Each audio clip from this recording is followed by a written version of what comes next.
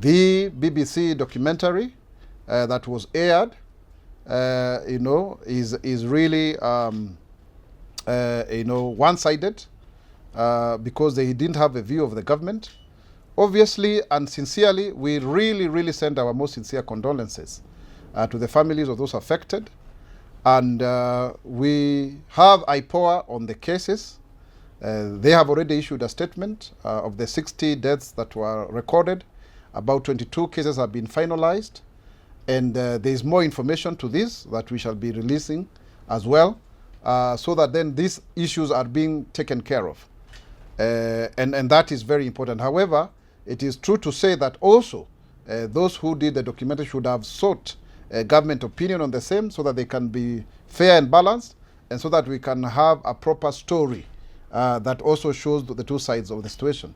For example, they show a parliament being burnt, but they don't show who is doing it. They seem to minimize the various the vandalization that happened in parliament.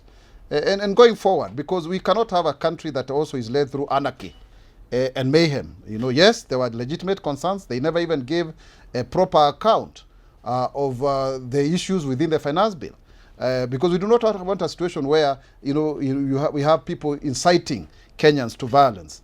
And also, if you look at even the whole documentary, they never spoke about the issue, even giving the president's speech ample time to be heard. They were very keen to show the other side of the story.